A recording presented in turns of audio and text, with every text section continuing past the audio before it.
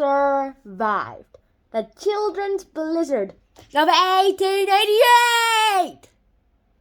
So there's this boy named John Hale who has already survived one brutal Dakota winter, and now he's about to experience one of the deadliest blizzards of all in American history. And this storm was in 1888, and this was a monster.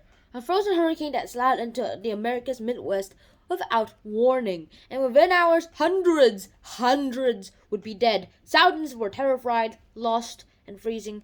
And this guy named John, his inner strength was actually inside the blizzard. It was trapped in the blizzard because, well, he was forced into the blizzard too. This is basically what happened.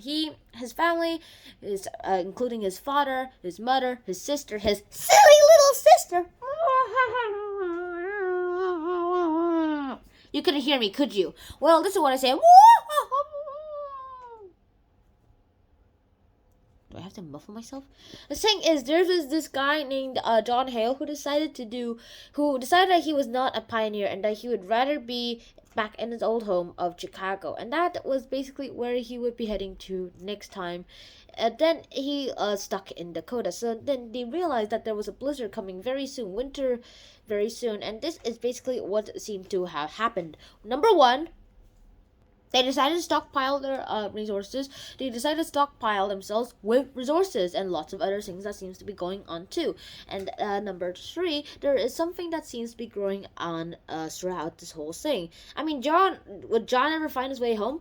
Probably not. But the thing is, I don't think that he'll ever find his way home. He actually did, alright, he did, okay? He did. I just teasing you guys.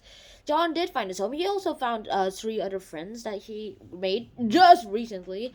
And however, when they were rescued from the schoolhouse of the blizzard by some men who were trying to get them to a hotel for refuge, basically a part of the schoolhouse hit the horse's butt and decided to run like and does lots of things, carrying John and his friends, which he calls the guys, with him as if he was going to.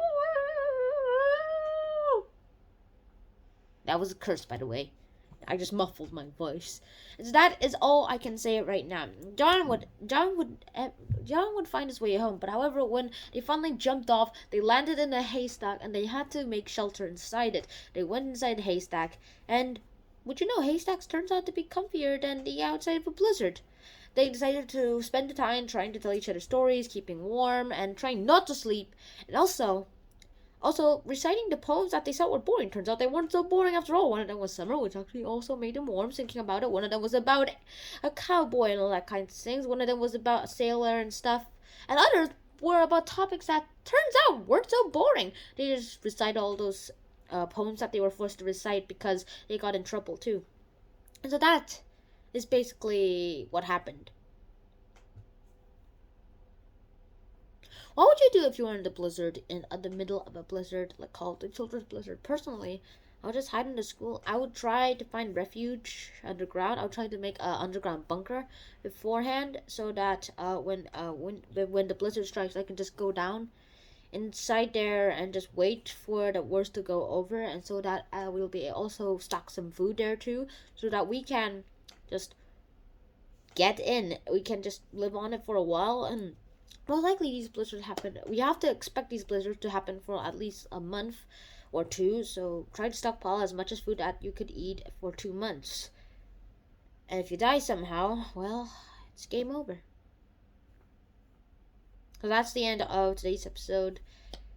And I would probably be terrified if I was in a blizzard. What about you guys? Tell me in the comments down below. And I hope to see you guys in the next episode. So see you guys then.